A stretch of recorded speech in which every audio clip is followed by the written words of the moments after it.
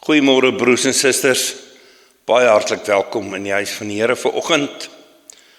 Kom ons raak bewus van God se teenwoordigheid. Ons gaan 2 liede sing.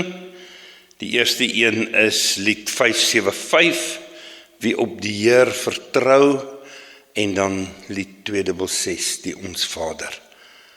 Kom ons raak bewus van God se teenwoordigheid.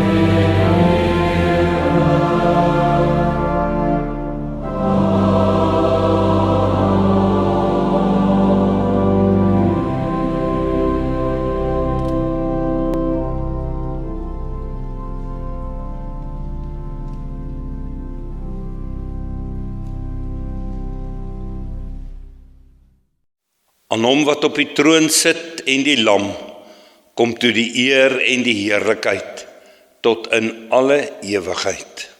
Amen. Geliefdes in die Here, genade en vrede vir jou van God ons Vader, Jesus Christus ons Here, deur die werking van die Heilige Gees. Ons loflied is lied 203. Kom ons staan en dan sing ons dit hartlik saam. Loof die Here al wat lewe.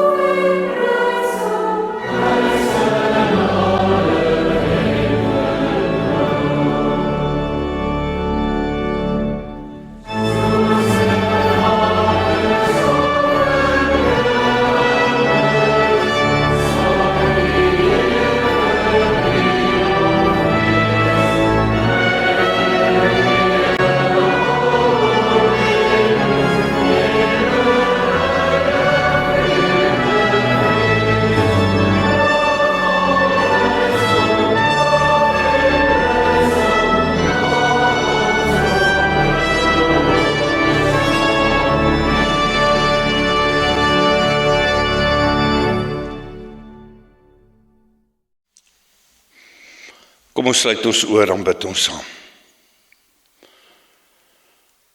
Here, ons Here, ons wil U loof. U is die een wat al ons skuld vergewe, wat ons 'n nuwe lied laat sing. U is die een wat vir ons kleur en sin en betekenis in die lewe gee. U is die een wat ons lei en leer. Ons kom vanoggend na U toe, erken U as koning, as herder, as Here. Here, ons gaan die woord oopmaak, ons wil daaruit lees en dit oordink, rondom hierdie onderwerp, van gebroke mense, maar God se onwankelbare beloftes. Kom en seën ons saam wees, praat met ons, lei ons, leer ons, soos net U kan. In Jesus se naam. Amen. Ons lees uit Genesis 25 van vers 21 af en dan ook Genesis 27 van vers 1 af. Isak het by die Here gepleit terwille van sy vrou, want sy was onvrugbaar. Die Here het hom verhoor en Rebekka, sy vrou, het swanger geword. Kinders in haar het mekaar weggestoot. Toe sê sy, as dit so is, waarom moet juis ek dit oorkom? Sy het gegaan om die Here te raadpleeg. Die Here het vir haar gesê, 2 nasies is in jou moederskoot en 2 volke. Uit jou liggaam sal hulle uitmekaar gaan. Die een volk sal sterker wees as die ander volk. Die oudste sal die jongste dien. Toe haar tyd aanbreek om geboorte te gee, is daar 'n tweeling in haar moederskoot. Die eerste het uitgekom asof met 'n mantel van hare, heeltemal rooibruin. Hulle het hom Esau genoem. Daarna het sy broer uitgekom, met sy hand wat aan Esau se hakskeen vashou. Hulle het hom toe Jakob genoem. Isak was 60 jaar oud by hulle geboorte. Die seuns het opgegroei. Esau het 'n knap jagter geword, 'n man van die veld. Jakob was 'n fatsoenlike man wat in tente gewoon het. Isak het van Esau gehou, want wildsvleis was na sy smaak. Rebekka daarenteen het van Jakob gehou. En dan is daar so 'n stukkie breek in die tydsverloop, want op 'n dag kom Jakob van die veld af terug. Esau. Jakob was besig om 'n gereggaar te maak toe Esau van die veld afkom. Hy was uitgeput. En dan so eentjie verder, aan die einde van die hoofstuk. Ons lees in hierdie gedeelte hoe Jakob vir Esau oorreed het om Esau se eersgeboorte reg op te sê vir 'n potjie lentsiesop. En dan lees ons aan die einde van die hoofstuk, so het Esau sy eersgeboorte reg geminag. Hoofstuk 27, toe Isak al oud was en sy oë so verswak dat hy nie meer kon sien nie, het hy Esau sy oudste seun geroep en vir hom gesê, my seun, hy het hom geantwoord, ja pa. Isak sê toe, kyk, ek is oud, ek ken nie my sterfdag nie. Neem nou jou jaggereedskap, jou pylkoker en jou boog, gaan uit veld toe en jag vir my 'n stuk wild. Berei dan vir my 'n smaaklike gereg voor, soos ek daarvan hou, en bring dit vir my, sodat ek kan eet en jou kan seën voordat ek sterf. Rebekka het geluister toe Isak met sy seun Esau praat. Toe Esau veld toe gaan om 'n stuk wild te jag om dit te bring, sê sy vir haar seun Jakob, kyk, ek het jou pa vir jou broer Esau hoor sê, bring vir my wildsvleis en berei vir my smaaklike gereg voor, sodat ek kan eet en jou in die teenwoordigheid van die Here kan seën voor my dood. My seun, luister dan nou wat ek jou beveel. Gaan na die klein vee, bring vir my daarvan 2 mooi bokkies, sodat ek hulle as 'n smaaklike gereg vir jou pa kan voorberei, soos hy daarvan hou. Dan moet jy dit vir jou pa neem, dat hy kan eet, sodat hy jou kan seën voor sy dood. Maar Jakob het vir Rebekka sy moeder gesê, kyk, my broer Esau is 'n harige man en ek het 'n gladde vel. Miskien raak my pa aan my, dan sal ek in sy oë iemand wees wat die spot dryf.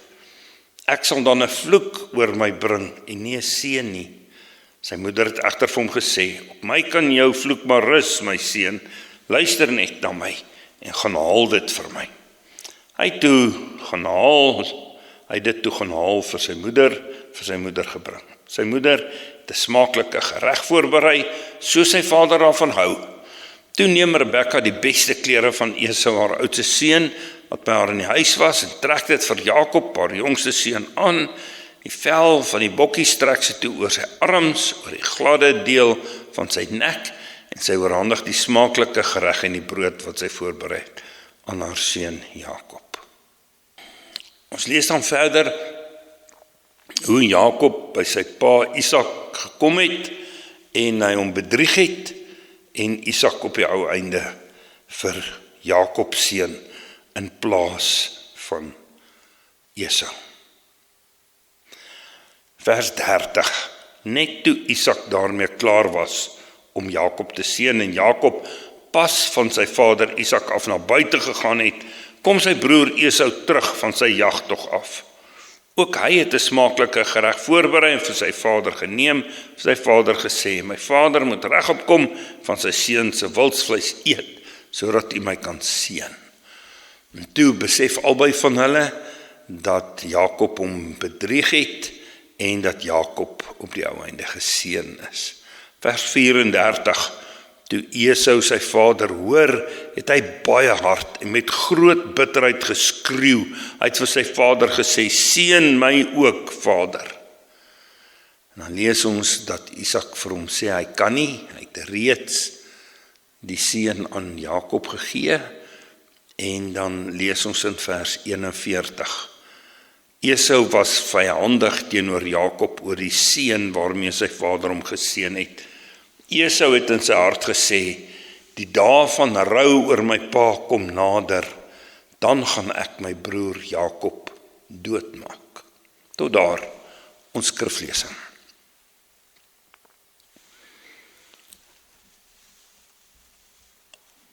Ons almal het al gesien hoe 'n klein kraakie in 'n muur begin groter word. Aanvanklik is dit net 'n klein kraakie en dit lyk onskuldig, 'n dun lyntjie. Jy sien dit skaars raak. En dan mettertyd raak dit al groter. Kraak word langer, die verf begin later loskom. Later is dit nie meer net 'n oppervlakkige merk nie. Iewers onder die oppervlak begin iets beweeg. En dit raak groter en erger. So werk dit in verhoudings ook. Baie gesinne val nie sommer net op een dag uitmekaar nie. Dit begin klein. Een kind voel die pa trek die ander voor. Een broer dink sy broer kry altyd meer. Een suster dra 'n opmerking vir jare saam met haar. Iemand voel, ek word nie raak gesien nie. Iemand anders, ek word nie waardeer nie. Of begin vergelyk. Of word jaloers. Iemand hou op praat. En stadig maar seker word hierdie klein kraakie later 'n groot skeur. Wanneer ons hier in Genesis 25 en 27 lees, sien ons so 'n familie. Van buite af is hulle 'n gesiene, 'n baie belangrike familie. Dis die familie van Abraham. Hulle dra God se belofte in hulle geslagte. Hieruit moet 'n groot volk kom. Uiteindelik die Messias. Maar wanneer ons binne in hierdie huis instap, ontdek ons, hierdie is nie 'n perfekte geloofsgesin nie. Hierdie is 'n gebroke gesin. Daar is voorkeur, daar's jaloesie, daar's manipulasie, bedrog, impulsiewe besluite, bitterheid. En tog, dit is die wonder van ons teks, is daar ook 'n God wie se belofte nie saam met hierdie gesin uitmekaar val nie. Want soos wat ons aan die een kant gebroke mense kry, kry ons aan die ander kant God se onwankelbare beloftes. Die gebrokenheid begin reeds vroeg. Ons lees Rebekka is onvrugbaar. En dan bid Isak. En dit is die mooi van hierdie gedeelte, van hierdie verhaal, is die feit dat hierdie verhaal, alhoewel dit begin met die gebrokenheid, is die oplossing God se teenwoordigheid. God se genade. En dan wanneer sy swanger word, sien ons weer die gebrokenheid. Selfs in die baarmoeder het die kinders mekaar weggestoot. Rebekka gaan en vra die Here daaroor. En die Here sê, 2 nasies is in jou moederskoot. Die oudste sal die jongste dien. Esau kom eerste. Jakob kom tweede met sy hand aan Esau se hakskeen. En selfs hier by die geboorte word die spanning sigbaar. Hulle verskil van mekaar. Esau is 'n man van die veld. Jakob woon in die tent. En dan lees ons verder dat hierdie gebrokenheid is ook by die ouers. Ja, Isak het van Esau gehoor. Rebekka het van Jakob gehou. Daar lê die kraak. Isak hou van Esau. Rebekka van Jakob. Hulle het kante gekies. En so kan ons onsself maar net indink hoe hierdie kinders, terwyl hulle groot geword het, die ouers te mekaar opgespeel het. Vir die een ouer iets gaan vra in die oomblik wat daardie ouer nee is en na die ander ouer toe gegaan en 'n ja gekry en so aan. En die huis word verdeel.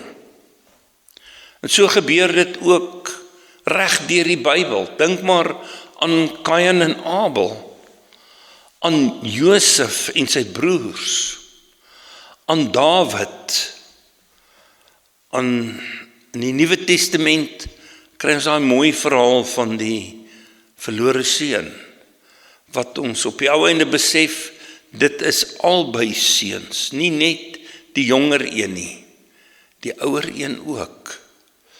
Selfs onder Jesus se disippels is daar argumente. Wie is die belangrikste? Hierdie kraak is diep in menswees gewortel. Ons vergelyk, ons kompeteer, ons wil weet wie's eerste, wie kry meer, wie word raak gesien, wie kry erkenning, wie kry die seën. Jy sien, hierdie gesin dra 4 forme van gebrokenheid, net in die een gesin. Daar's nie net een skuldige nie, al 4 dra iets van die gebrokenheid. Isak se voorkeur, hy kies vir Esau. God het reeds voor die seuns se geboorte al gesê, die oudste sal die jongste dien. Maar Isak berei hom voor om vir Esau te seën. Dan Rebekka se manipulasie. In plaas daarvan dat sy God vertrou, begin sy planne maak om daardie seën van God vir Jakob te kry. Sy manipuleer, sy beplan die kos, sy kry Esau se klere, sit bokvel op Jakob se arms. Sy orkestreer hierdie hele stukkie bedrog.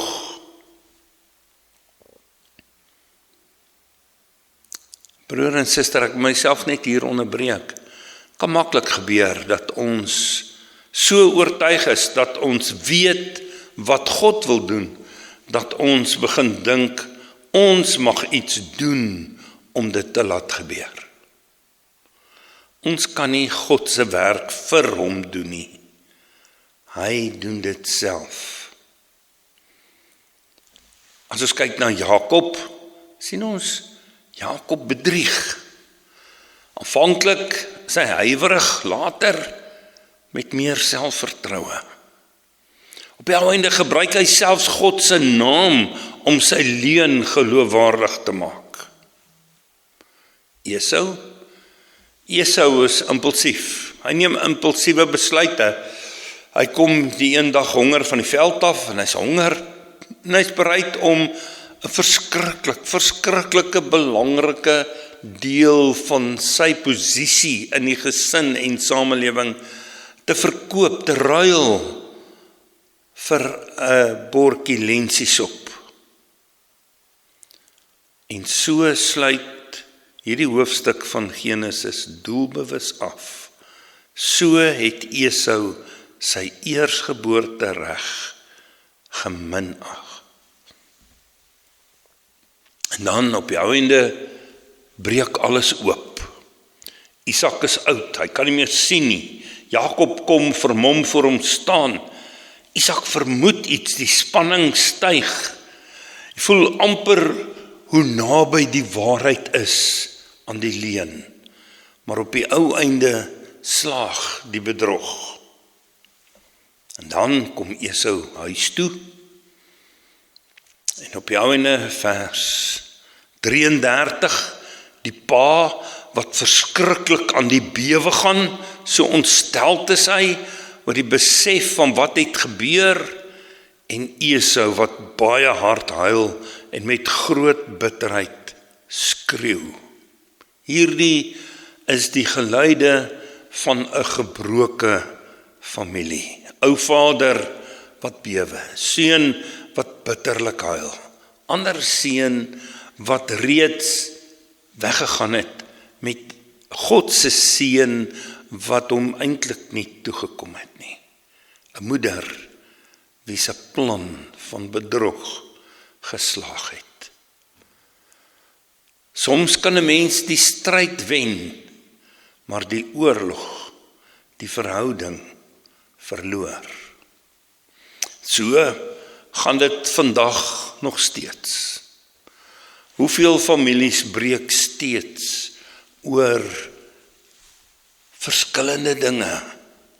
Een kind meen hy het minder gekry. Broers en susters praat jarelank nie met mekaar nie. Families raak verdeeld oor geld, oor eiendom, ouers se versorging, oor wie meer gedoen het, oor wie minder gedoen het. En soms begin dit by iets wat 20 jaar gelede gebeur het. Iemand het iets gesê, iemand het nie opgedaag nie, iemand het nie gebel nie, iemand was uitgesluit, iemand voel nie waardeer nie. En stadig aan word hierdie verhaal al groter. Ons begin mense nie meer sien hoe hulle vandag is nie.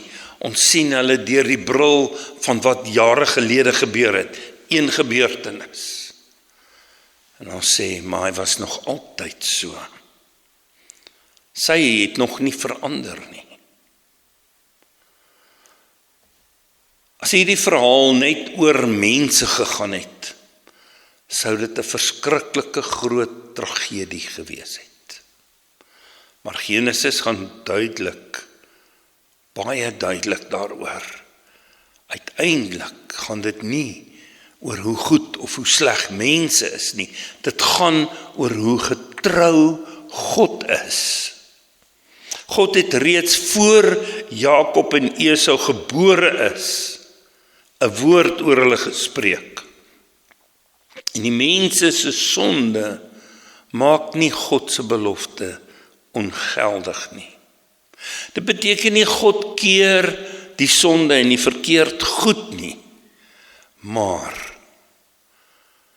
hulle gebrokenheid kan nie God se plan breek nie. God se beloftes bly staan. Dwars deur die Ou Testament sien ons, dink aan Abraham, dink aan Josef, dink aan Israel, dink aan Dawid. In die Nuwe Testament, kyk na Petrus, waar Jesus verloon het, daar hy 3 keer hom verloon het. Na die opstanding kom Jesus en 3 keer vra hy, het jy my lief? Dink aan Paulus, hy vervolg die kerk. God kom ontmoet hom op die Damaskuspad. Die vervolger word 'n apostel. Nie omdat Paulus so betroubaar was nie, maar omdat God getrou is. Dan kom ons by die kruis. Die grootste simbool, menslik gesproke, van menslike verwerping. Die mense verraad teenoor God. Jesus word verraai deur Judas, verlaat deur sy disippels, verloon deur Petrus, veroordeel deur die mense, aan die kruis gespyker. As daar ooit 'n oomblik was waarop dit gelyk het asof God se belofte gebreek was, was dit op Golgotha. Maar wat vir mense soos die einde gelyk het, is die oomblik van God se grootste redding, oorwinning. Broer en suster, daar's 'n baie belangrike aspek wat ons moet onthou. Dit is vir my persoonlik een van die dieptepunte van hierdie gedeelte. Luister mooi. God se seën hoef nie gegryp te word nie. Jakob lewe asof hy God se seën moet gryp. Hy gryp reeds by geboorte aan Esau se haakskeen. Hy onderhandel vir sy geboortereg. Hy bedrieg vir die seun. Hy probeer deur sy eie slimheid kry wat God reeds beloof het. En dit is die tragiek.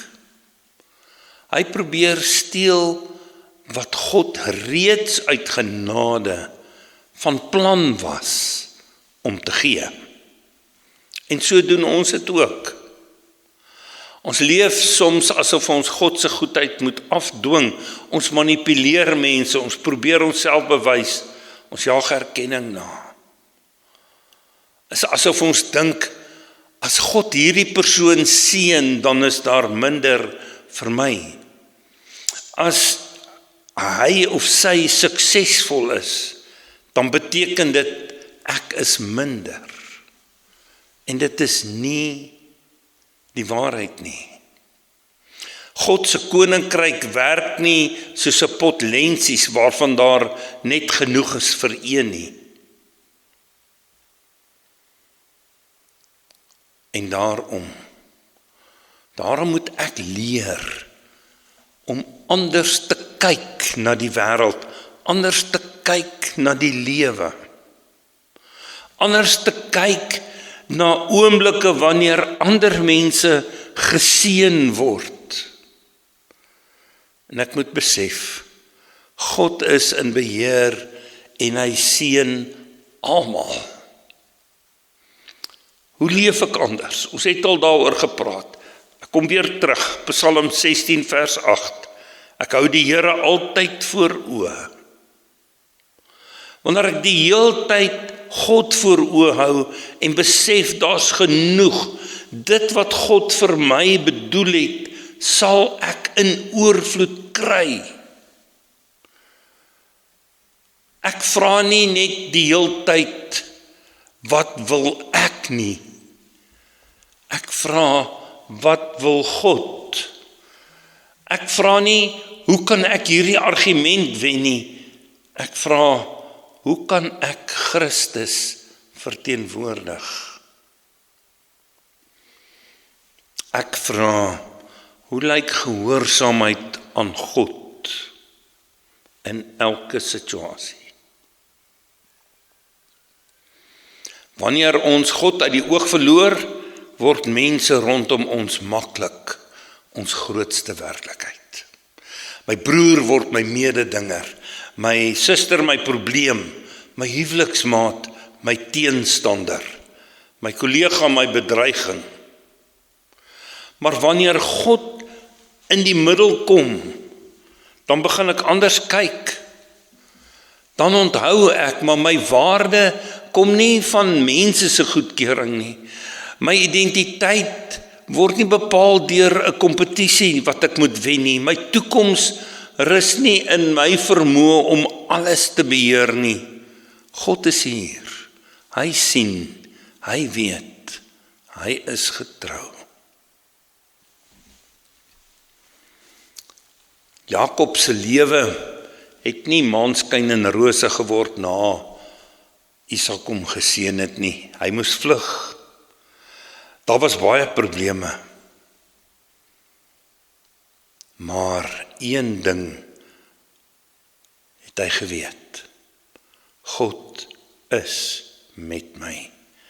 Ek kan voortgaan met die lewe, wetende dat God met my is.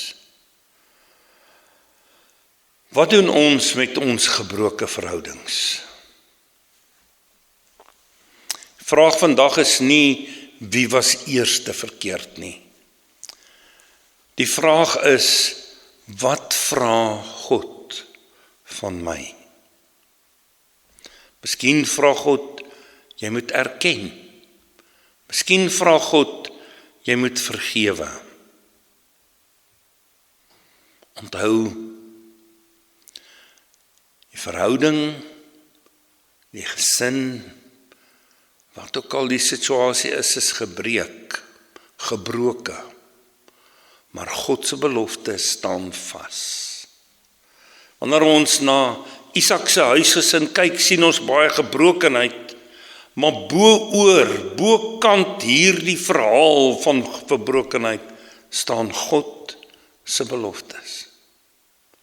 Onthou dit. Dit het vir Isak en sy huis gegeld. En so geld dit vir elkeen van ons, ook vir jou lewe. Amen. Kom ons bid saam. Here, ons erken vandag dat ons onsself dikwels in hierdie gesinsverhaal herken. Soms is ons ook soos Isak en laat ons voorkeure toe om tussen mense te kom. Soms is ons soos Rebekka, probeer ons alles beheer en manipuleer. Soms is ons soos Jakob en gryp ons na dinge wat ons eerder uit u hand moes ontvang. Soms is ons soos Esau, verruil ons wat kosbaar is vir iets wat net vir die oomblik belangrik voel. Vergewe ons, Here. Bring vandag ons gebroke verhoudings na u toe. Die mense met wie ons nie meer praat nie, mense teenoor wie ons bitter geword het. Die wonde wat ons nog saamdra, die woorde wat steeds seer maak. Die skuld wat ons self dra. Kom werk deur u Gees in ons. Gee vir ons wysheid waar ons moet praat. Nederigheid waar ons moet erken. Moed waar ons moet vergewe. Genade, geduld wanneer ons moet wag. Vrede wanneer ons besef ons moet iets in u hand los.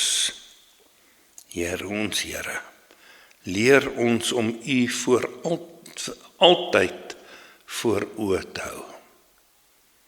Sodat ons nie seën by ander mense of uit die hand probeer gryp nie, maar wag om dit te ontvang. Dankie dat wanneer ons wankel, u nie wankel nie. Dankie dat wanneer ons iets breek, dit nie u trou en u plan met ons lewe breek nie.